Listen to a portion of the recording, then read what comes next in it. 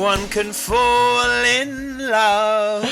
Don't. I've been singing that this week, unprompted. Anyone can fall in love. It's better if you imagine the Top of the Pops performance with it as well. It really elevates it for me. I know. I completely forgot that it was an actual song because I was watching the 40th with Josh and he started singing like Anyone Can Fall in Love. And I was like, where does that come from? Like, where does that come from? And he was like, it's a song. It's Anita Dobson. And I was like, what? And he showed me the Top of the Pops and I was like, I did know it, but I like blanked it completely out of my memory, so I got to enjoy it like new.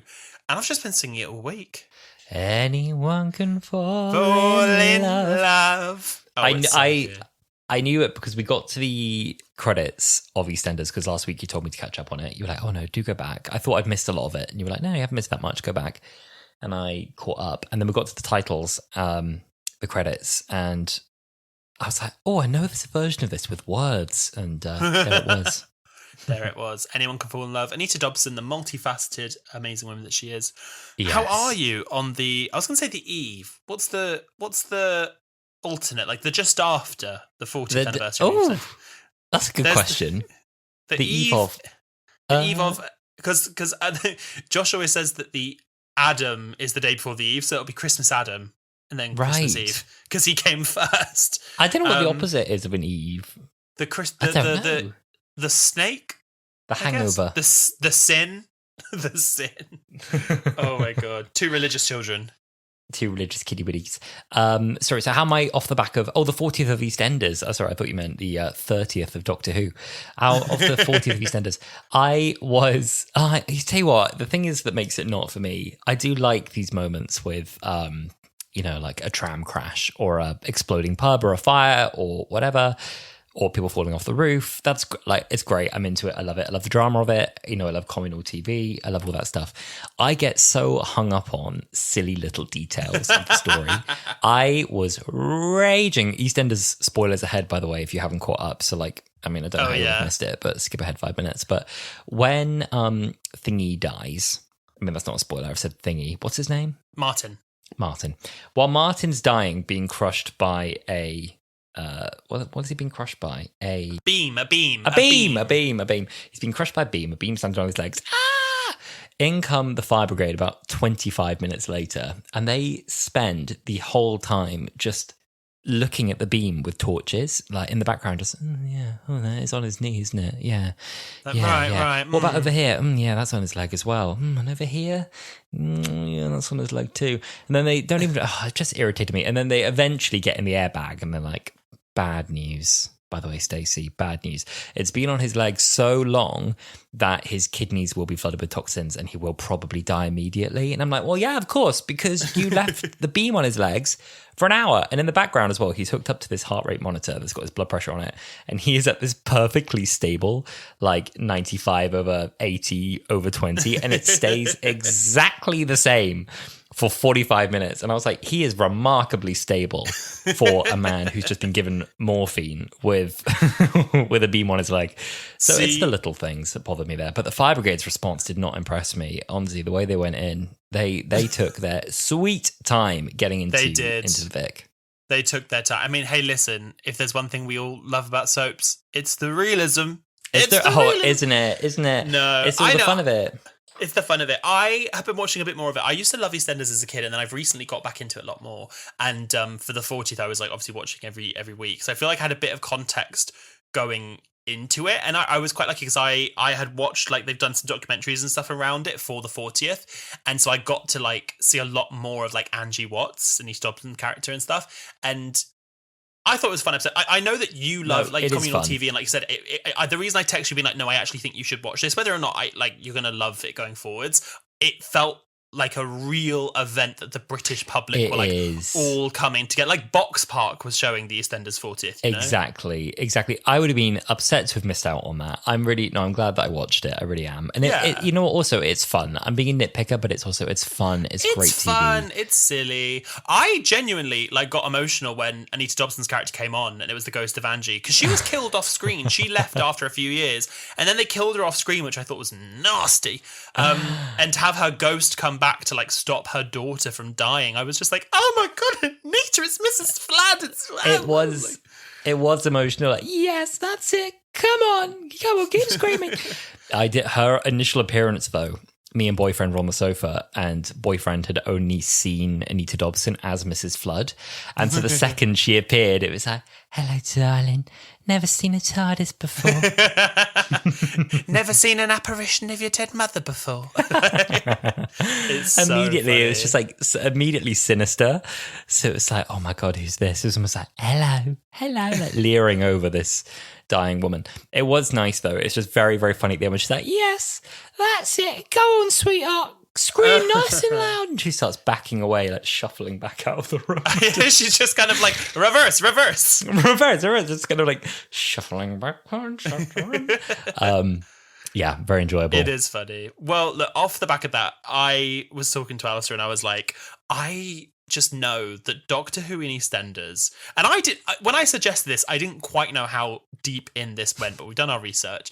Doctor Who and EastEnders have always been hand in hand, and I was like, we've been saying for literal years now that we need to do a Wholala on Dimensions in Time, and we didn't think there was a better time than right off the back of doing Mark of the Rani, her introduction, to do a Doctor Who minisode celebrating the 30th anniversary of Doctor Who after the 40th anniversary of EastEnders, led by the Rani after Anita Dobson's return to EastEnders. And so that is why this week it's EastEnders and Doctor Who, baby. It's a crossover, Yes, it's a mashup. It's a mashup, babe. I'm so glad we did this. I was initially a bit apprehensive because I don't know my EastEnders very well. But there's a lot we can talk about. Dimensions in Time as well. I'm shocked we hadn't already done it. It's very up our alley and it's batshit. It truly is. I've seen it so many times, but watching it in the context of this to like make notes and do Wholala about it. We normally reach out to you a lot on our socials and we're like, what did you think? We wanted this to be a little bit of a surprise for you, so we haven't done that this week. But it's just the notes are so batty. I can't wait to get into it. It was hard to make notes because the sheer pace of Dimensions in Time is difficult to keep up with. So I had to go back and actually like read the transcript rather than the episode. It's the only way I could actually like digest it at a certain pace. It's crazy. It's a really crazy story. It is really mad. Now, I know we have a lot of international listeners. Hello to you all. And people don't always have access like classic Who, and certainly not access to British soaps. So a little bit of context for EastEnders for anyone who needs a little catch up. It's a British television soap opera created by Julia Smith and Tony Holland, which has been broadcast on BBC One since February 1985. It was the 19th of February 1985, so the anniversary was very recently. It's set in the fictional borough of Walford in the East End of London. The programme follows the stories of local residents and their families as they go about their daily lives. And as of the time of the episode we're going to be talking about today, Dimensions in Time, it was the Children in Need special that came out on the 26th and 27th of November 1993. The weird thing for me is EastEnders had only been on for 8 years. It hadn't even been on. Oh, it was a new show, yeah. It was a new show. It hadn't even been on for a decade yet. So it was a lot of the original cast in this. Dimensions in Time, this Doctor Who special, was written by John Nathan Turner and David Roden, directed by Stuart MacDonald. It had a viewership of 13.8 million and an IMDb score of 4.8 out of 10. I love that you got the IMDb score for this. 4.8 out of 10. It's probably the worst one we've ever seen. It's not got a good IMDb score, but it's polarizing, but I really enjoy it. I just love like the stories of local residents and their families as they go about their daily lives, as if their daily lives are remotely normal days. You know, just going office, back pub, back home, watch some telly, go to bed. Yeah. Not at all. This was a very normal day in their life as well. Dimensions in Time, completely ordinary day, nothing unusual about it. Nothing unusual about it. Now, normally we say go on iPlayer to watch this, but it's on YouTube. And please, your homework to all listeners, even if you don't know a single thing about EastEnders, it's a very dramatic soap opera. Go and watch Dimensions in Time. It's on YouTube. It is a camp old laugh. It was like a really lovely swan song for the classic Doctor Who. It had been off air for 4 years by the time this came out, so we'll talk about it when we get into our thoughts. But it's actually really fun that they did this. But for anyone who would like somewhat of a comprehensive recap of what happened, here you go. Here you go. The Rani, a renegade Time Lord, creates a time distortion to ensnare all incarnations of the Doctor in a perpetual time loop in London's East End. She's already captured the first and second Doctors, prompting the fourth Doctor to send an urgent warning to his other selves. The Seventh Doctor and Ace arrive in 1973 Greenwich, but the Rani's interference causes them to shift unpredictably through time. Ace ends up in 1993's Albert Square with the Sixth Doctor, encountering locals like Sanjay and Jeeta. Meanwhile, the Third Doctor and Melbush arrive in 2013, questioning Pauline Fowler and Kathy Beale about their whereabouts before time jumps again. As time fluctuates, Susan Foreman transforms into Sarah Jane Smith and meets Sharon Watts, while various companions, including Nyssa, Perry, and Liz Shaw, are displaced alongside multiple incarnations of the Doctor. The Rani releases a menagerie of alien creatures, including monsters like Cybermen and Sea Devils, attacking the Fifth Doctor and his companions. She also manipulates Liz Shaw's mind, but UNIT's Captain Mike Yates rescues the Third Doctor and reunites him with the Brigadier. Time continues to shift, with characters like Romana appearing in the Mitchell brothers' garage before being captured by the Rani. As events spiral, Leela escapes after being cloned while in Romana's form, leaving a Time Lord brain imprint in the Rani's TARDIS. This disrupts her plans, allowing the Seventh Doctor, Ace and K9 to sabotage her control system. This Rani is trapped by her own time tunnel alongside the First and Second Doctors, freeing them from her grip. The Seventh Doctor triumphantly departs, reflecting on his many selves' resilience. The thing is, when we say it that way in our we're telling the story tone, it almost sounds normal. And I didn't want that to be the case, because it is. Can you read your... So basically, I wrote that as a easily followable, here's a brief story. Here's the official story. I'm not going to jump in here. Alasdair wrote his own... Because this story is batshit. This story is... batshit. I wrote a note which just said, I have literally just seen this and I can't explain the plot to you. So please, Alasdair, read what your plot summary is. This is maybe my third watch, and it's hard to watch because the other thing you need to understand is the only version of this that exists is extremely low res on YouTube, from a VHS recording. The camera is spinning all the time. The camera does not stay still ever. The sound is bad. The mix is horrible. The music is overlapping with the voices. You have no sense of where or when you are. The street in all the different time periods looks exactly the same. So it's impossible to orient yourself. Anyway, so the story is the Third Doctor goes back in time. To start, by the way, we've missed some of this. The story really starts on TV with Noel Edmonds. So he meets Noel Edmonds and says Noel Edmonds is thick, and they sit down to watch his own adventure on TV. Immediately meta. Then the Rani's in the TARDIS with her evil twink, with his lovely earrings, and they're collecting life forms. Meanwhile, Ace and Seven, for some reason, are at the Cutty Sark, which almost looks like paid promo from the Cutty Sark, in the wrong time. And then a bad so it looks like a transition. It looks like a kind of screen wipe, but it's not. That's the effect of them being time displaced. So it's not even immediately obvious that is the effect. Then suddenly Seven is 6. Ace doesn't react to this. Ace is oh, what's happened there? And he's oh, I'm the Doctor, I must have changed. And she's all right then. And they just carry on as normal. Ace becomes Mel, 6 becomes 3. 3 has quite extensive dialogue in the market at this point. You're oh, excuse me, my good woman, but what year is this? And then he starts haggling over the quality of the fruit. And she's oh, put the produce back. If you're not going to buy it, put it down. And he goes, well, considering the quality of everything you have, madam, I'd say your price is rather expensive. And then this very dramatic, madam, what year is this? And then... Well, no, you missed that. They both go 2013. 2013, which is incredibly disorienting as well, watching this in 2025. And then we have a more EastEnders-y opening scene. Pauline goes, yeah, I can remember exactly where I was when Kennedy was assassinated. And Kathy goes, how long ago was that then? And Pauline goes, well, it'll be about 10 years. So that places us in time. Now you have 6 with Susan, as in Susan, the granddaughter. Susan doesn't accept 6 at all as the Doctor. So at this point, you're starting to think wait, are they the same person, becoming other people, or are they actually different people? So that's getting increasingly confusing too. Susan doesn't accept the 6 as the Doctor at all. She starts immediately shouting, Ian, Barbara. She does not trust this man. Another flash. The Doctor is now Sharon Watts. But it's not actually the Doctor, it's a misdirect. He's still 3. And now Susan is Sarah. Sarah crosses the road over to 3. Then the Rani's back in the TARDIS saying they're getting too close to the truth. And I'm like, what is the truth? And why would it matter? And says, what we need to do is release all the specimens into Albert Square, which I don't see advancing her plot at all. So suddenly, coming out of all the windows of the pub and all over the market is everything from the BBC prop archive all at once. But not a Dalek. There ain't a Dalek and there. There's no Dalek. No, just they probably wouldn't get the rights. Now there's the fifth Doctor, but he's got two companions, Nyssa and Perry. Perry tries to save Pat Butcher. No one cares about the aliens on the street. They're all like, get away from them, clear the road. And they're just like not having any of it. And then the Doctor's like trying to explain this. It's like, oh, we're just strangers to them. And it's like, what? So it doesn't really explain the alien thing. The aliens all mass on the square.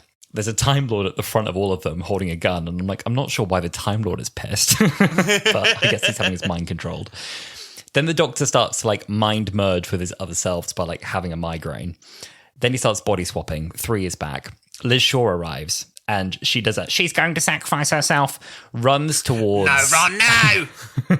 No. Liz, no. What is it? He's going to sacrifice himself. No, you can't. There must be another way. Another way. Do you want the Rani to get her specimen or not? It's Liz that has to go on. Not me. Not me. Not you. Not the Doctor. Liz. You. So Liz runs over, struggles momentarily with the gun, fails. The Rani points the gun at Liz. Liz runs away. Also, this is where the audience participation comes in. You had to vote at one point as well. We haven't mentioned this yet. There was a point. There's been a split here of part 1 and part 2. We've crossed into part 2 now. It's there another was an day. audience vote saying, who do you want to take part? Who's going to help the Doctor? You can shape the story. Is it going to be Mandy or is it going to be Big Ron? And the audience voted for Mandy. So the script says at this point, Mandy Salter joins the fray. I didn't even notice her. I didn't even know she was in it. She has a line, I didn't even hear it. The Rani turns the gun on Mandy. Mandy's off. Now Mike Yates has appeared. Mike Yates is driving Bessie. So the car's here too. Now we get a car scene, a helicopter flight. The Brigadier is here. We fly in the helicopter. Now we're in Greenwich. Now it's the 6th Doctor. Now, outside of all of this, Romana is in a garage with the Mitchell brothers. Why she's there, I honestly don't know. Like, why she's materialized in a garage with those two, no idea. No idea at all. I guess that's where Liz went. Because now we live in a universe where we can see Phil and look at him and say, you've met Romana. Yeah, like canonically. Then the Rani drags Romana into the Vic, presumably gets her from there. Now we're on the Cutty Sark again with 3 and Victoria. Victoria exclaims, who was that terrible woman? 7 is now here. The Rani's TARDIS lands. Leela steps out of the Rani's TARDIS. I guess she was taken away in the Vic and has become Leela.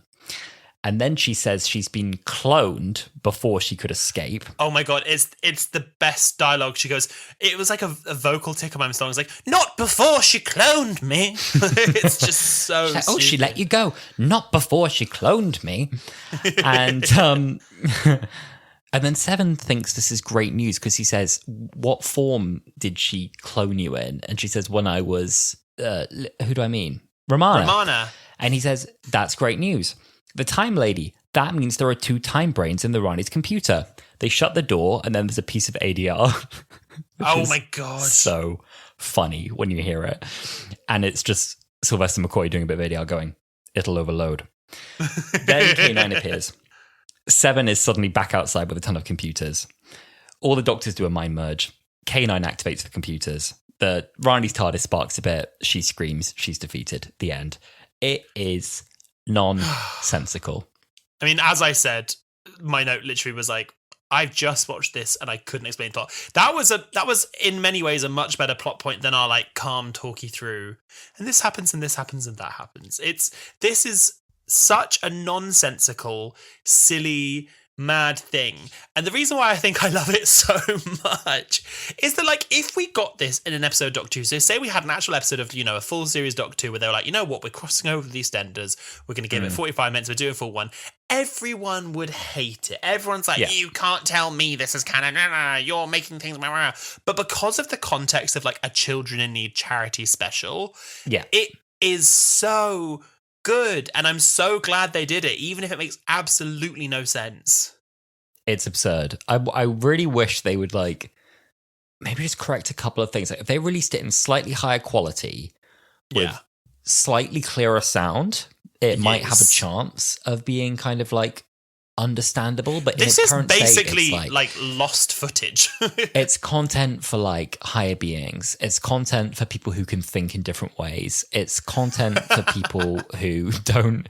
It's for artists. It's for people who can think in very conceptual terms. It's not for ordinary folk like you and I. It's for the ladies who lunch. It's crazy stuff. It's crazy. I want to jump into it. I want to jump into it because we're not spending the whole episode on this. So for you lovely listeners, we're going to talk about Dimension Time for it, and then we're going to dive into the wider world of Doctor Who and Eastenders. But talking about Dimensions in Time, I really like that they put effort in places where I didn't think they would. So there's that shot of the Rani's TARDIS in front of Earth, and it's kind of this model of a spaceship kind of floating. And it's basic. It's not, as Sharon would say, cheese and pickle. Basic. But it's effort they put in that they didn't have to. Like, they design a unique design for what the Rani's TARDIS looks like from the outside. And I'm like, that's really cool. I really like that. And for something where I'm assuming there was no money, because they say this is filmed in 3D. I do not believe for a second this was filmed in 3D. It just feels like they made something so fun and put effort into places that I just didn't expect them to. So I was grateful for that. I love your analysis of that. Coming back to the 3D thing, I mean, that's another layer on this. The audience is all sitting there, and it's not like the 3D of like the kind of grayed out 3D glasses, the newer generation of 3D glasses. It's the original like red and green 3D glasses. So they're getting this insanity on screen, but they're also seeing it like almost monochrome. I can't even imagine how that would feel. Also, things are flying at them constantly. Yeah, Noel Edmonds in the middle bit, he's like, I hope this is worth it for looking this stupid. And I was like, ooh, no. It's like they know it's weird when they put it on. They're like, right. We're just going to get through this. The audience is lapping it up, though. Like, on the Noel Edmonds set, they are like whooping, cheering, gobbling. They love it. Like, they've hyped that audience up. They're like, well, you know what? 2 weeks prior, they probably watched Mark of the Rani as well. Yeah. Something I was going to say about this, you mentioned like canon there and people getting upset about canon. I had a quick glance at Reddit to see what people were saying about this episode, and there was someone doing a really nice bit. And also, everyone should be allowed to feel however they want about this. Obviously, like, we only ever share our opinions. I'm taking the mick out of it, but of course you're allowed to like love this in a very sincere way. And someone does, and they were writing about like, for me, it's a genuine 7.5 out of 10. They were like, I love it, an underrated gem. And someone was in the comments getting like aggressively downvoted. Like, how can you people see this as canon? How can you think that Doctors 3 to 7 actually met the cast of EastEnders? And people were furiously debating in the comments, like, what is canon? Doctor Who doesn't have a canon. You don't get to decide what's canon, what's not. I just find the idea of people so aggressively defending, like, no, to me, this happened. Very, very funny. I'd believe it, though. Like, there's so many adventures that the Doctor has off screen. And the whole, like, Noddy's not real. Is he? Tell me there's no Noddy. Like, who knows? Maybe there is a world where the Doctor end up in a weird parallel universe where the cast of EastEnders are real. Like, who knows? There's another little fun fact about that I've got for later in the episode. I just think this is fun. I also really, really think this is a fun way to have... Because basically they said, okay, we've got 10, 15 minutes... and we want to have as many Doctors in there as possible, as many companions in there as possible, and as many monsters in there as possible. How do we do that? And the way they did that, much as this is a jumbly around plot that makes no sense, I think is a really smart way to have the Doctors swap between their bodies. So you're not trying to think of an idea of a plot why 5 different Doctors are in the same room at the same time. And you can't give every companion loads of screen time when you have that shorter runtime. So to have them be swapping bodies, but they kind of remember who they were and they're going to the next person, it's really just like a spotter's guide for a classic Who fan watching this. And then all the monsters come together on screen. So that's the moment you get where you see all of these people together in one big scene. I think that it's a really fun way to have done it. Fun I'll take, smart I won't. I think putting this number of characters in any kind of 15-minute episode is never... I can't call it smart. Okay. I respect what you're saying. How very political of you. Why, thank you, kind sir. Okay. work, It's actually, I guess. it's actually not that far from like what I've been pitching. You know, I'm like, oh, my multi-companion story where the Doctor's glitching in and out. I've basically this whole time been pitching Dimensions in Time, and now I've watched it and I've gone, don't do that. My version's very different to this. I'm going to jump onto another point. Yeah. Even when he's being silly for children in need, and I think everyone's like not taking it too seriously in this story, Tom Baker can't help but do a good performance. His voice is so naturally rich and beautiful and iconic that the silly lines he's delivering about like, she hates blah, blah, blah. She even hates children. Me. She even hates children. Right. And he just delivers it beautifully. Like, he can't help himself. Yeah, he can't. It's so funny. Like, Tom Baker really came onto this set because I know that he didn't have like the best relationship with Doctor Who by the time it ended. That's why he didn't come back for the 5 Doctors. But he really was like, I will come back to do this, but only from a green screen and purely if I do not have to talk with anyone. Like that was the pretense for him coming back to this. Put me back in the booth, even for this, where I probably wouldn't actually have to act alongside any other actors. I want to be in the booth with a green screen. Yeah, but no, you're right. Like, he just can't help himself from being a great Doctor. He's a really great Doctor, and bless him, like coming in the same scene with the floating heads of the Doctors that were no longer with us. It's just a bit like, ooh, like I can only imagine they would have like added him to that roster of heads. It's like the deceased and those who are dead to the show. They were just not. I don't know if they were like Madame Tussauds heads or something, but they were quite uncanny heads. They didn't look quite right. I guess they really wanted to get the 3D thing, so they were like, well, we have to have something to redo. Yeah, I think that's what it was. And again, like trying to include these Doctors on the budget that they had. Like, I'm just purely surprised they didn't have them both, like, someone dressed up as both them walking, and you just never see their faces. And like one of the companions is like, Doctor, what, grandfather, what are we gonna do? And then like you just never see their face. That's kind of how I thought they'd do it. The budget in question was a bottle of wine for all the actors involved. One bottle shared. You saw the Blippy effect. You saw the like between shots. Like they had nothing. Nothing. I want to say for a second about how, if you're a classic fan watching this when this came out, this must have been so amazing. Because whether or not you think it's amazing TV or not, Doctor Who's been off air for 4 years. The show's been cancelled. You know it's been cancelled. It's not coming back. And it opens with Ace and the Doctor back in the TARDIS, like coming out by the Cutty Sark. And I just think, like, say Doctor Who got cancelled after like 12 and Clara, and then nearly 5 years later, you suddenly get a short where it opens and it's 12 and Clara coming back out the TARDIS. Like, you would have loved that. That would have been so cute. You would. It was really fun to see that. Like, obviously you then get the bubble of like every other Doctor and companion, but just having it start and end with them, like, you know that no matter what's happening with all those other Doctor companions, this is an adventure where it's Seven and Ace starting the adventure and seeing it out. Yeah, you're right. It is really sweet from that perspective as well. And also, like, I'm just imagining now getting a 12 Clara resurgence. And I'm like, yes, please do it again. Please. But it's nice, you're right, that they bookend it with Seven and Ace, and they both really still got it. Like, they could absolutely both still be in the role. Some of the other companions and Doctors, you're a bit like aware they're a bit beyond it, except John Pertwee, who for me still is embodying the Doctor absolutely and could still just do it, you know, actually. Yeah. But it's nice that they almost left it a little open-ended, like, okay, on to the next adventure. Yeah. And then he says, certainly I mean we, are difficult to get rid of. So it felt like a bit of a nod to, like, you're not going to get Doctor Who cancelled that easy, but of course it stayed off air for another 12 years after this. In fact, if anything, I think this nailed the coffin shut for Doctor Who for quite a while longer. I know. I do think that, like, for some of the reasons it was cancelled, this probably didn't help. This did not help. And then people asked Ross that, why didn't you bring back any classic writers or directors? And he's like, next question. Oh god. There's a couple pairings in this I really loved to see. I loved seeing Sarah Jane and Pertwee back together again. I thought that was really nice. I love seeing Pertwee and Liz Shaw together as well. I really liked seeing Five and Perry back together, Five and Nyssa. It's funny, the people who chose not to come back. I remember reading a story somewhere where they asked Janet Fielding to come back as Tegan, and she was like, I'm going to politely decline. Like, I actually don't want to do this. And I also just love, I know we kind of touched on it, but the Rani, I just think she's such a camp villain. We've already gone on about her a couple weeks ago. I don't want to go on too much about her. She's well overdue a return, but like seeing her with her evil twink, and who I love, and then, like, in front of the Vic, like, the Rani in the doors of the Queen Vic is just such a weird image burned into my brain that I just, if for nothing else, I'm grateful for that.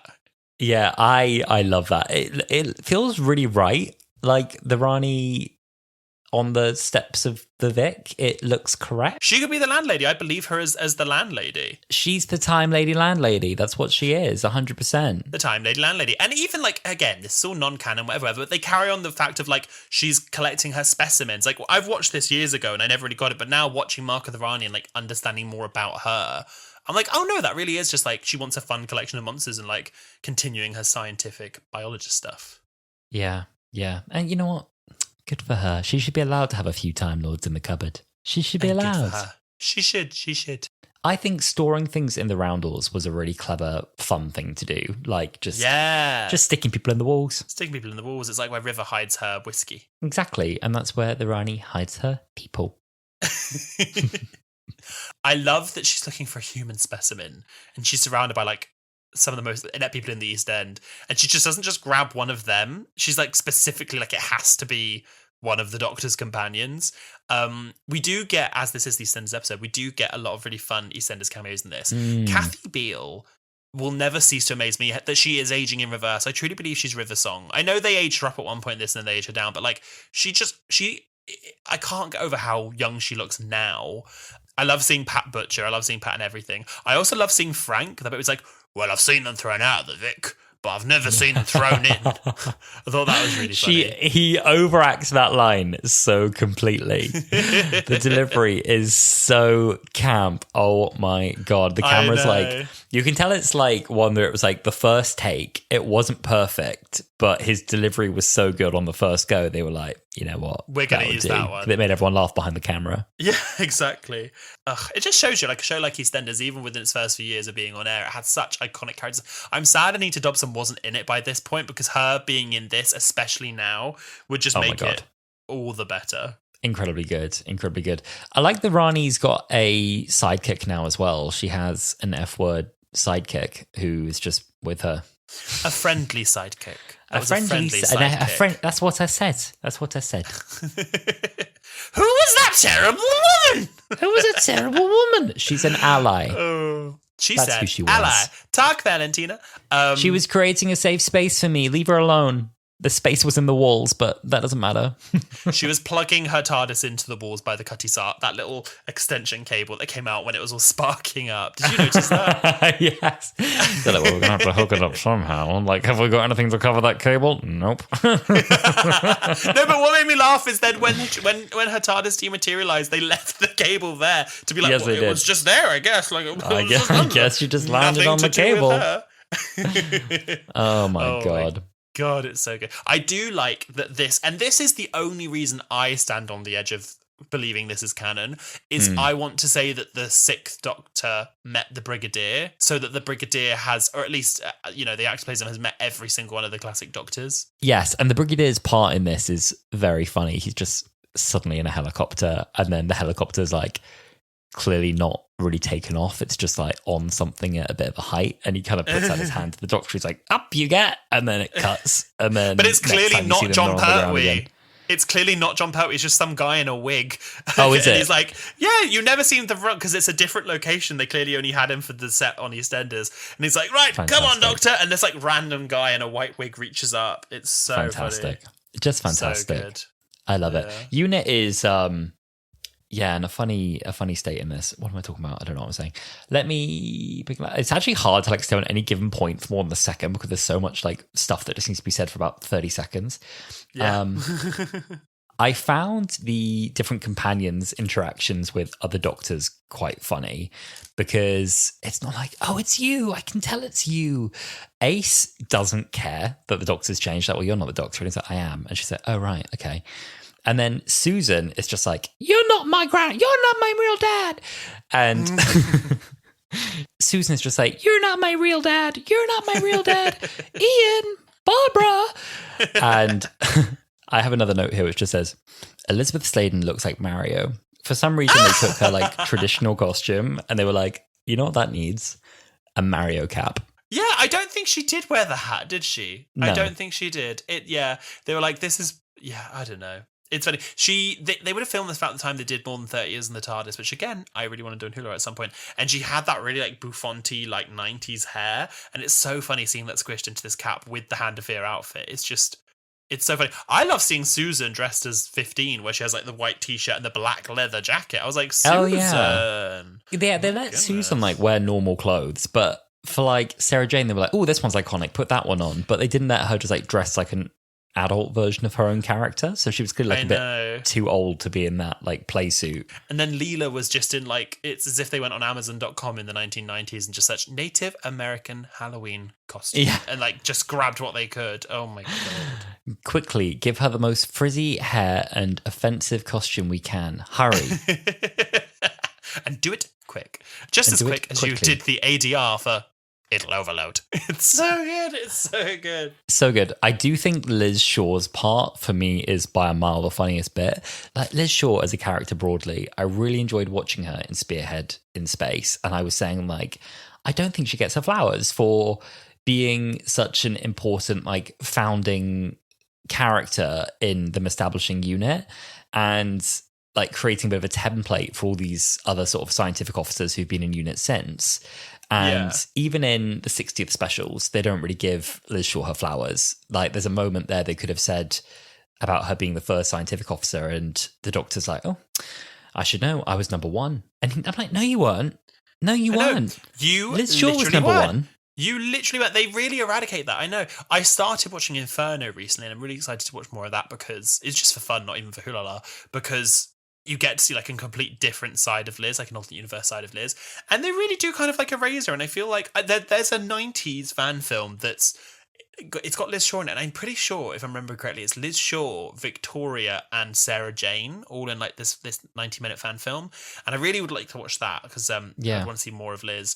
But yeah, no, I'm glad that they had her with 3, though. I'm glad they didn't do what they did with the other ones, like kind of pair them off with random ones. Sarah Jane and Liz got to be with their correct Doctor, which I liked. So there's a flash of light. The third Doctor is there. He's accompanied by Liz Shaw. The Rani raises her gun, and then the third Doctor goes, I've got a few tricks up my sleeve yet, madam. It's time for you to start losing. And then the Rani goes, you, Earth female, come here. And Liz just starts sort of trudging towards her, and the Doctor goes, no, Liz, you mustn't. And Liz goes, leave this to me. I'll take my chances. And then she sprints about 100 meters, and then the Rani does nothing, and they just have this really awkward wrestle. Mandy Slater joins the fray. And then Liz just sort of runs away. And that was her whole bit. And I was like, what the hell was that? I know you can only give so many characters so much time, but yeah, she really deserved more there. Such a strange, like, leave this to me. Leave this to me? Why? Why am I going to do that, Liz? Why? Leave it to me. No, but Liz, why? But why? Why? She's going to sacrifice herself. I mean, no, Liz, no. I mean, like I said earlier, I just completely missed they had the voting thingy because I always skipped the bit with Noel Edmonds, but I watched it in this one. And then they were like, it was either voting for Mandy or Big Ron to save the Doctor. And I'm like, what would they've had? Like Big Ron come up and try and like punch the Rani in the face. I don't know what was like going to happen there. But yeah, it was fun to see that. I just also never really put 2 and 2 together that it was over 2 days as well. That you had to wait till the next day to see how the adventure ended. You have to wait to see if it's Mandy or Big Ron who you got. They honestly, this was missold more than PPI. The way that they were like, you're gonna shape the story. Who's it gonna be, Mandy or Big Ron? I mean, even like Noel is laughing because he like says this whole thing about like, you shape the story, you decide the outcome. We're gonna da-da-da-da. And then on the screen is 2 voting numbers. And it's like, if you think Mandy should help the Doctor, it's 0207. If you think it's Big Ron, and I was like, Big Ron. And they've got this picture of the 2 of them. Honestly, it's like headshots they got on the set on the day. I think we need to campaign to release the Big Ron cut because somewhere in the BBC archives exists the Big Ron cut. The footage exists somewhere. We need to let it out. Let it out. I mean, look, as a concept, I can see how this works. Like, as a funny crossover, like all the Doctors are stuck in a time loop in Albert Square. It's deeply confused by the fact that the square looks the same in every era and that it's unclear if it's really a different companion or if it's the same person with different memories every time. It's all a bit muddled. The theme is good though. The theme comes on and it sounds like the I was going to say album. They get a new theme. They do, and it sounds like the Sophie remix. It's a bit techno. It's great. Yeah, I was like, I was like, for all things you want to do, because the visuals for the theme is literally just the Seventh Doctor's visuals sped up, and I was like, right. But if they have like no money, why are you commissioning a new version of the theme? And I'm glad you did. It was a fun treat for me, but it felt so rogue. They were like, we have 20p and the BBC prop archives. We're going to spend 80% of it on the helicopter. The remaining 15% on the theme tune, and then 5% for the wine. I like how there's sometimes one companion, sometimes two. The camera is spinning constantly. The aliens aren't an issue to anyone in the market. That one Time Lord with a gun has a grudge. We don't know why. It's all mad. Now, Dimensions in Time is not all the fun we've got for you today, ladies and gentlemen. We have got plenty more in store in this anniversary celebration. First thing I want to go through. So I was doing some research, along with friend of the pod Josh helping me out, on different times that EastEnders has crossed over with Doctor Who, different times Doctor Who has referenced EastEnders, and different times EastEnders has referenced Doctor Who. I'm going to start with actual crossovers, because it's interesting to like see on screen. A lot of it's in expanded media, but there's some really fun ones on screen. Okay. So the first notable one is obviously 1993, Dimensions in Time. Doctor trapped in a time loop in Walford, interacting with multiple EastEnders characters. We've just spoken about it. If you've missed it, rewind the episode. You've done something wrong. You've skipped forwards, my darlings. In 2006, we had Army of Ghosts. Now, this is the episode of Doctor Who where the ghosts are popping up everywhere, and the 10th Doctor's watching EastEnders with Jackie, and it's got a bit where Peggy Mitchell's in the pub and she says to the ghost of Den Watch, she's like, I don't care if you have come back from the grave. Get out of my pub. The only spirits I'm serving here are gin, whiskey, and vodka. Now you heard me. Get out of my pub.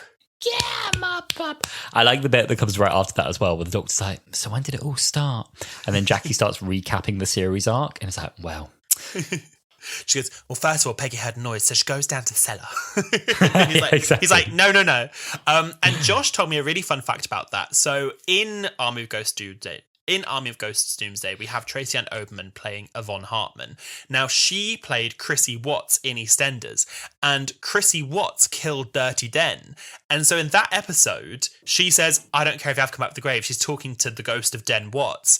And in the Doctor Who episode, Tracy Ann Oberman's character is the one that's bringing the ghosts to Earth. She's the one in torture of making the ghosts happen. So the person who killed Den is the person bringing the ghost of Den to the Vic. That's actually good. That's actually good. You can't be annoyed about that. There are so many of these, I know.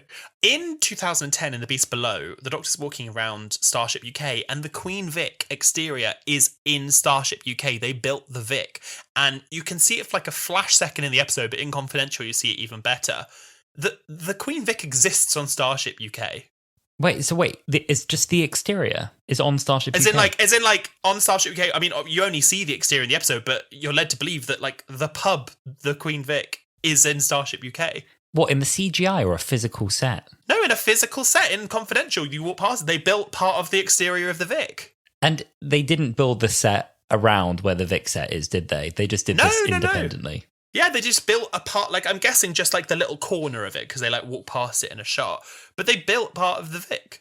You know what? The case is becoming stronger and stronger to say that the EastEnders universe and the Doctor Who universe are the same. We get a lot of fun little references in sort of trailers and adverts and stuff. So we had Dermot and the Doctor, which was the National Television Awards sketch, where the 11th Doctor takes Dermot O'Leary around various different TV shows, and he takes them to Albert Square, and they come out and they both meet Dot Cotton, and Dot says about how the Doctor often visits her laundrette. Oh, yes. This was a really good intro. Was this for like the... It was for the National Awards, Television right? Awards, yeah. Yeah. The NTAs. Yeah. It's actually good. Like, I'm sorry to say it, but like, it's actually cut and directed and edited really well. Ant and Dec, cool. They're like, we've got the invisible handcuffs. The Doctor's the only one that can let us go. And then he's like, sorry. Yes. There's that bit he sees Bruce Forsyth, and it's like 3,000 years in the future. It's like, Bruce, you're still here. I mean, it didn't age very well, but neither did Bruce.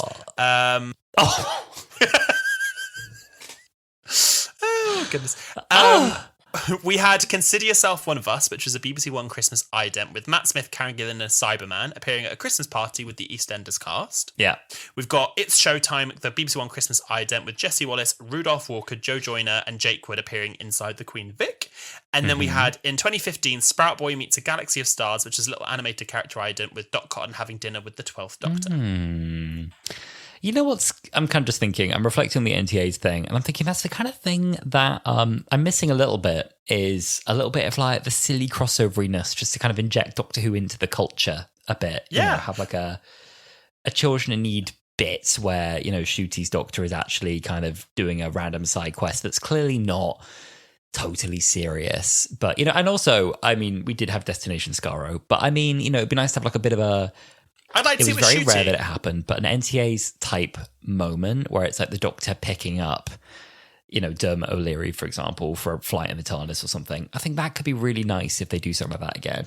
Even like, do you remember that Christmas advert in 2012 where the Doctor was running through this set and everyone was like, "Oh, Doctor, what are you running from? A Cyberman, a Dalek?" And he goes, "Miranda," and he like runs away, and then Miranda Hart's like, "Doctor, my Doctor, Doctor!" Like it's just chasing him. I think that's so funny. It's that kind of humor. I think it is good. I think that would be quite nice, and it also just like, I don't know, it just makes Doctor Who a very like central part of like the BBC lineage. It makes Doctor Who like feel like a very central part of like the British TV landscape when you do that as well, and it can like poke a bit of fun at itself. Exactly, yeah. So those were all references of times that Doctor Who's crossed over with the EastEnders. Now, here are a few. There's loads of references to EastEnders within Doctor Who media. A lot of them are novels and stuff, but some of the main ones, especially on the show, these are where you believe that EastEnders is a television program within Doctor Who. Okay. So one that I think you'll remember, in The Impossible Astronaut, the Doctor is speaking to Ida and she says something like, "Oh, what can possibly go wrong?" And he's like, "Oh, you can't say that. You're going to jinx it." It's like saying, "This is going to be the best Christmas Wolford's ever had." Thing is, I think Russell as well like really loves soaps because he used to write. I think it was Crossroads. He did loads of. So his like his education in writing telly was through soaps for a long time to start, and I think that's what he does really well. And he obviously loves it and still watches it. In the Sarah Jane Adventures in 2008, in The Mark of the Berserker, Rani, when she has control over her dad with the use of the pendant, Haresh, she says to him, "Pretend you're Bianca Jackson," and he starts walking around going, "Ricky!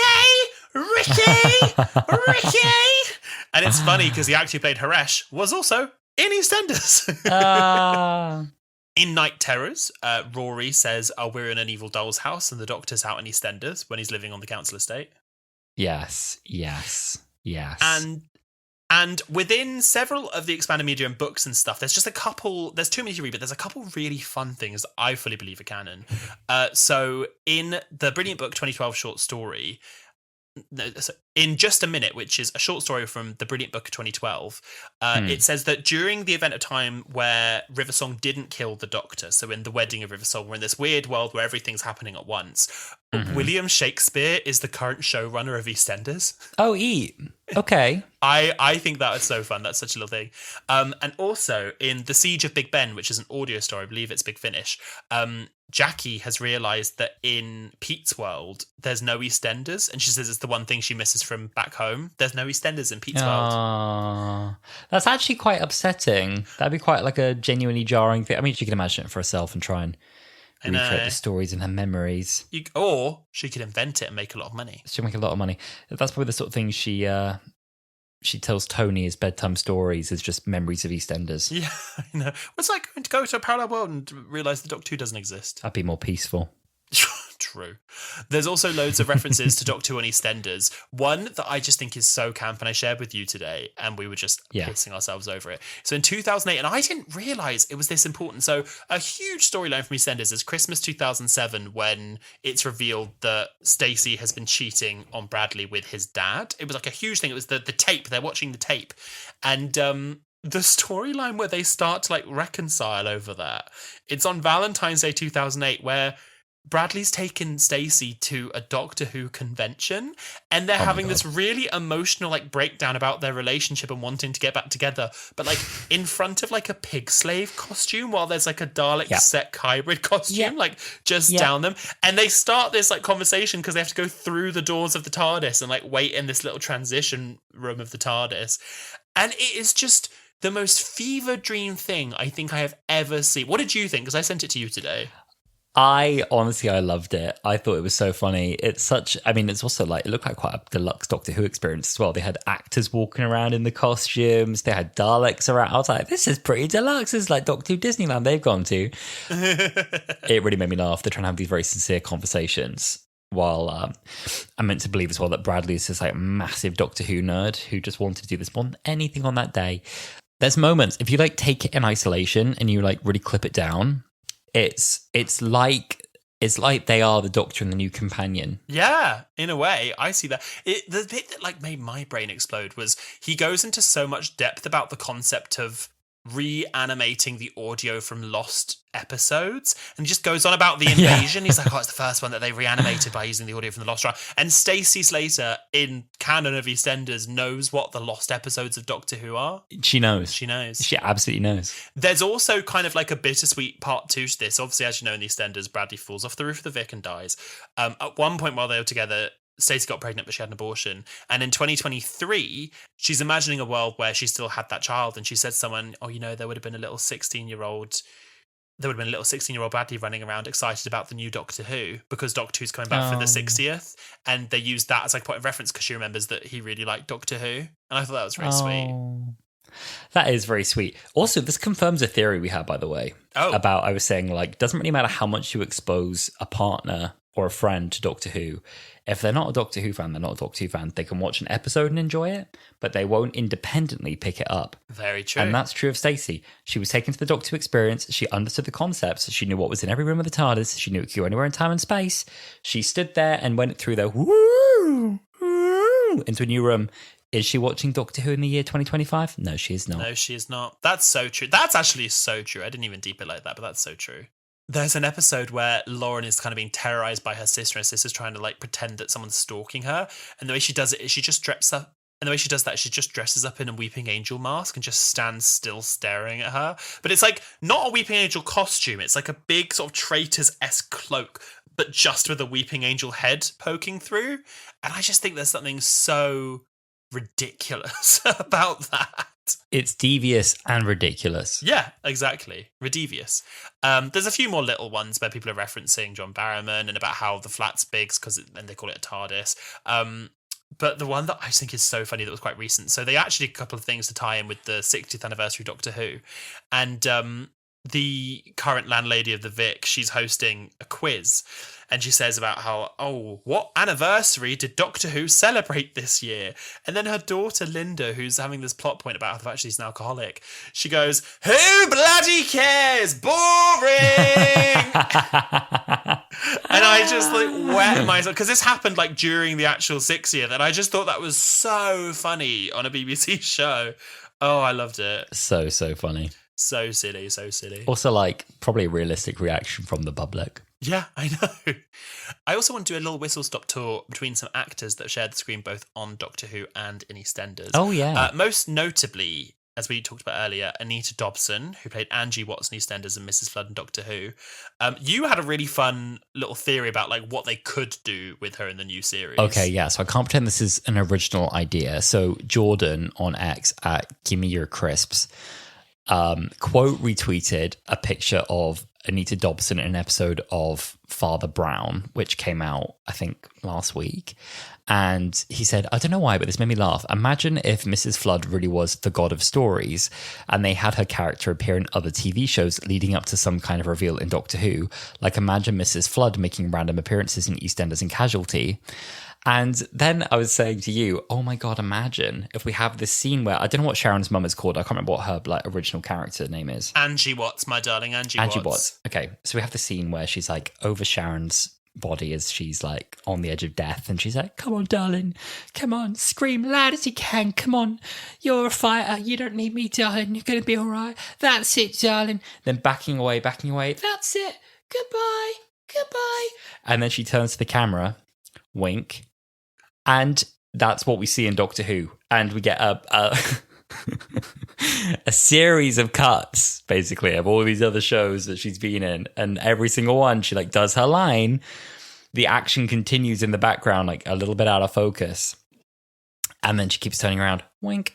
And that's how we learn that she's been infiltrating even other stories that we've seen on TV. I think it'd be very, very funny.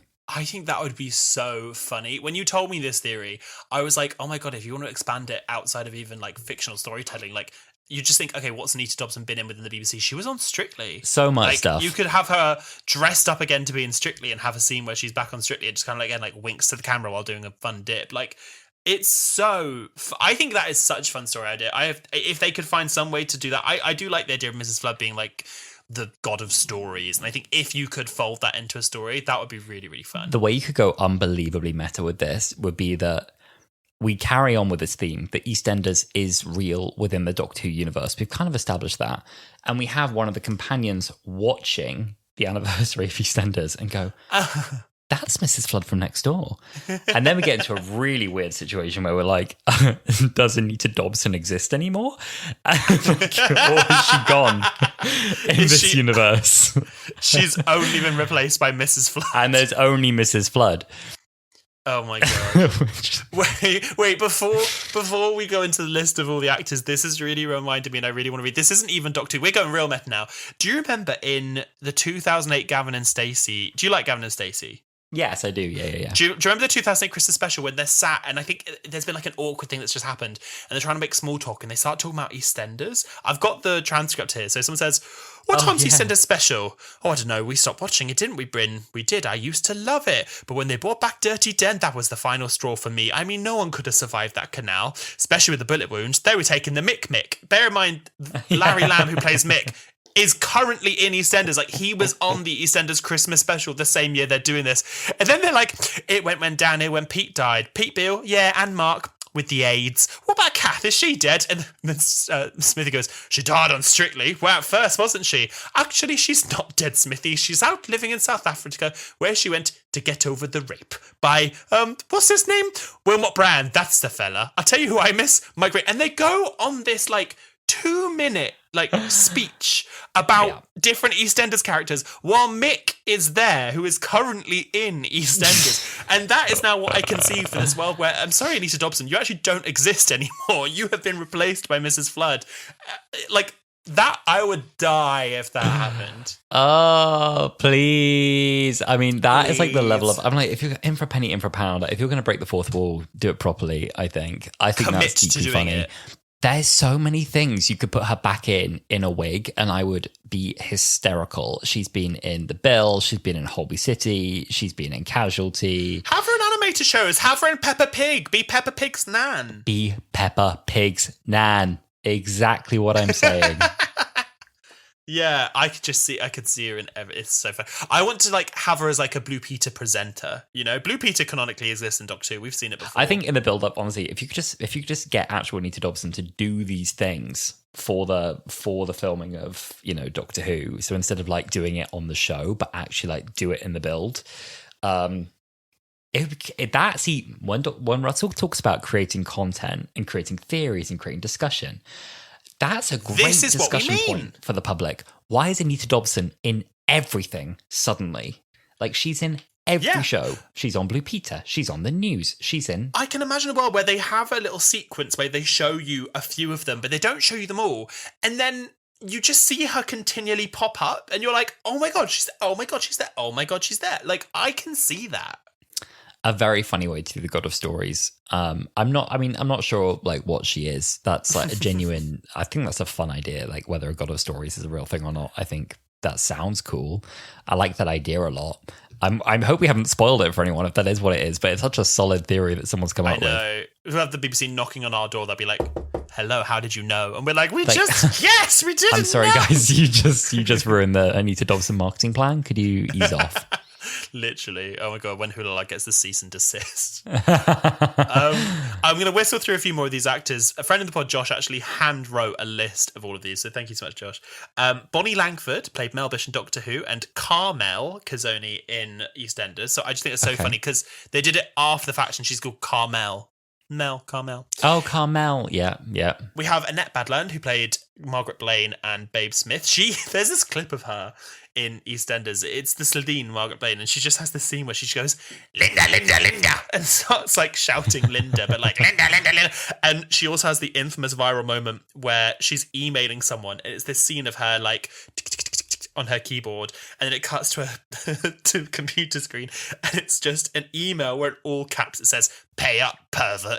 And I don't know the context. I do not know the episode, but it's just so funny seeing that.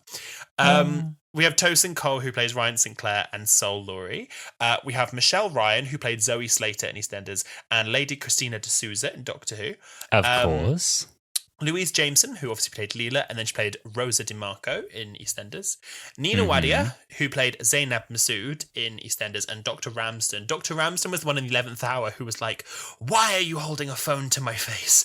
And he's like, "It's also got a camera." And she's like, "You need some time off, Rory." Like, the concept of a camera phone is like too much for her. We also mentioned earlier about Tracy Ann Oberman, who played Chrissy Watson Yvonne Hartman. This is a really exciting one, actually. So there's an actress called Rose Eiling Ellis, who played Frankie Lewis in EastEnders, and she's been cast, she's a deaf actress who's been cast in the upcoming series 15. And I know that she's really, really great in EastEnders. She has this scene where someone's taking the piss out of someone, and she like punches them and starts like attacking them in this bar in EastEnders, and they filmed it during COVID, so it's so funny watching it because like she's clearly punching him from like 2 meters away, and then they're like parallaxing it, so she punches and the guy's like whoa, and like falls on, and she's like kicking it. It's so funny. I feel like there's at some point like it feels like right now as a society we're still all just pretending COVID didn't happen. And there will come a point, I think, where we're able to like actually look and be like, let's like actually examine the COVID era, especially on TV and film. And this is the kind of thing I want to see brought back and be like, look at this punch happening at a 3 meter distance that we're meant to believe. So funny seeing it now. We have Angela Winter, who plays Yolanda Truman in EastEnders, and she plays Cherry Sunday, a tasty treat in Doctor Who. Oh, yeah, of course. This one I always forget about. June Brown, who played Dot Cotton. She was in classic Doctor Who. She was in The Time Warrior, Sarah Jane's first episode, playing Lady Eleanor. She was like an old-timey lady. I don't really know the term. I guess Edwardian woman or something, but I was just like, she's an old-timey lady. Dawood Gadmi, he played Kush Kazemi in EastEnders, and he was Jim in Let's Kill Hitler. He was one of the people piloting the Tesselector. He is fit. His opening scene in EastEnders, the first ever scene you see him, he is stark naked walking through the square, and he's just holding a pumpkin over his crotch, but you can tell he's like not actually like wearing underwear. He's just holding this pumpkin over his... He's got the nudity sock on. He's got the nudity sock on. It's I implore everyone listening to go Google it. I love her. Jo Joyner, who plays Tanya Branning in EastEnders, and Linda Moss, Linda with a Y, not Linda with an I, in EastEnders. No, in Doctor Who. Rudolph Walker, who's Patrick Truman and Harper in the War Games. Belinda Owusu, who played Libby Fox and the pram lady in Church on Ruby Road. She's like pushing it, and he's like, "Why are you pushing a pram at this time of night?" And she's like, "It's my Christmas shopping." Don Gillet, who played Lucas Johnson in EastEnders, and Lance Bennett. He's a slimy little rat in both Doctor and EastEnders. And Josh reminded me of this earlier. I completely forgot to happen, but I did watch what happened on air. He was like a mass murderer in EastEnders, because obviously in Doctor he betrays Donna, and he's an awful person. He sides with Arachnos. But he kills Trina Johnson in EastEnders, who's played by Sharon Duncan Brewster, who was also in The Waters of Mars.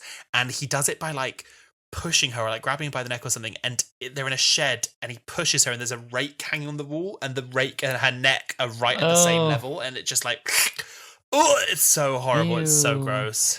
A lot of EastEnders deaths are really grisly. Yeah, I know. The really fit pumpkin guy gets pushed in front of a tube. He didn't die poetically by pumpkin in the end. He didn't know.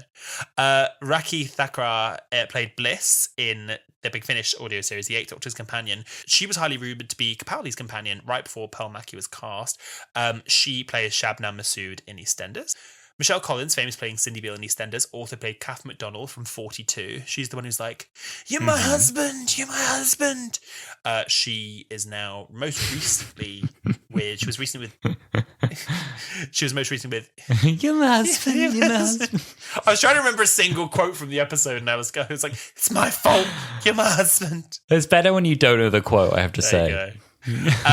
And then finally on this list, I've got Colin Salmon, who played Dr. Moon and is currently playing George Knight, the landlord of the Queen Vic. Oh, of course. I was to say the landlord of EastEnders. That's not how it works. Yeah, I think, was it, I don't want to say again, maybe it was Russell who really made a case for like bringing soap actors into more dramas, and was like, this could be so made up that I'm saying this. I could really be paraphrasing, but I feel like I remember something being said about like, you have to demonstrate so much range in a soap. And it's like so relentless with like the shooting schedules and stuff that like if you can handle a soap, you'll handle anything type thing. I think I just made up that completely, by the way, but something to that effect. I don't know if Russell said that. He may well have, but you're so right. And I kind of want to close out on this with this episode, because you do get a stigma around soap actors that they're like, oh, they're not quote unquote real actors, or oh, they've not whatever. Watching the 40th anniversary special, whether you like EastEnders or not, seeing somebody like Lacey Turner playing Stacey, I want to say Stacey Solomon, playing Stacey Slater, and what she did in that episode, and the emotions she brought, the joy, the fun, but also the pain and the tears, and the fact that she was monologuing this all during a live episode.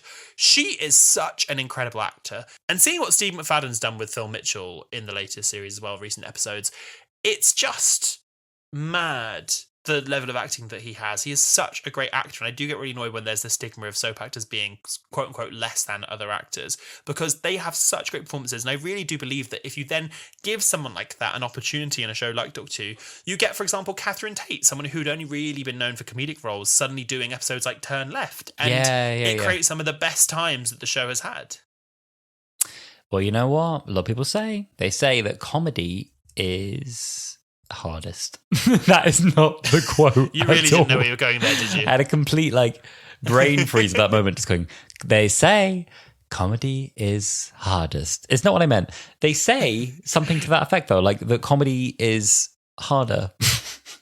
I love where you're trying to go with this. You know what I mean though? I've heard so many actors be like, oh, like with comedy you've got it or you haven't. Like you can't learn comedy, but some dramatic acting you can refine your craft a bit more. I know what you mean. I think you can teach a comedic actor to play drama, and it's very hard to teach a dramatic actor to play funny.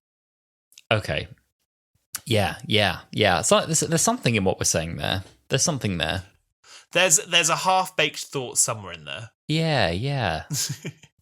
Well, I just want to thank you all for joining us in this little tour through EastEnders and Doctor Who. I definitely wanted to push for something EastEnders-y around the 40th anniversary. I think there's so much that joins the two shows, and I really wanted to do an episode that sort of highlighted that for both of them. Yeah, I agree. I think there is a lot of crossover. It's two very long-running British institutions. I think when you look at like what rivals Doctor Who in terms of like the longest-running shows, I think soaps are quite high on that list, aren't they? And it's remarkable the longevity they have. And watching the 40th anniversary of EastEnders, though I don't really keep up with soaps, it's astonishing to look around and see like how many iconic characters are in it and how many people you recognize. Even if you don't really know like the storyline, you can kind of pick it up.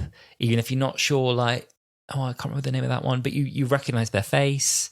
You know, like they've always like bled through into the culture. Like, you know who they are. There's always been like a meme or a Hun Culture clip somewhere. You know, you've always like absorbed some piece of it. Exactly. There's always something on Hun Culture or like Gemma Collins Reacts that has something to do with the EastEnders. It's been quite funny seeing, I don't know who runs the Gemma account, the Gemma Reacts accounts on Instagram, but every single time that the BBC posts anything about the recent episodes of EastEnders, they're just like, I can't believe you took him away from us. Please tell us this is a mistake. Please tell us you're not. And I just think that's so funny.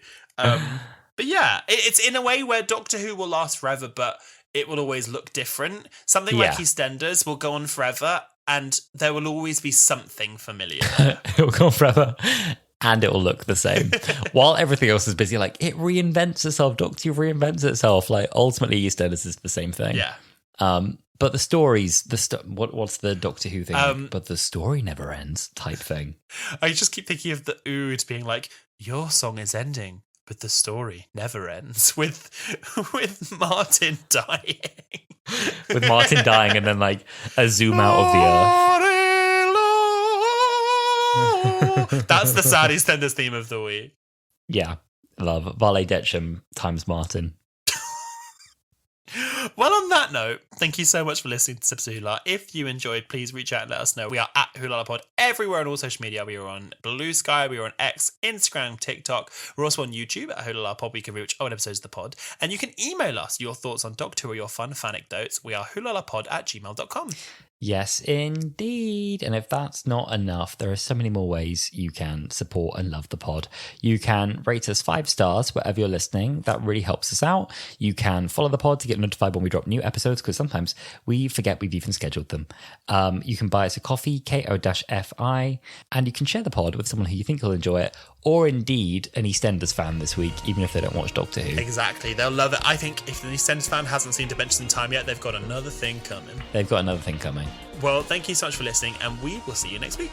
We'll see you next week. Bye. Bye.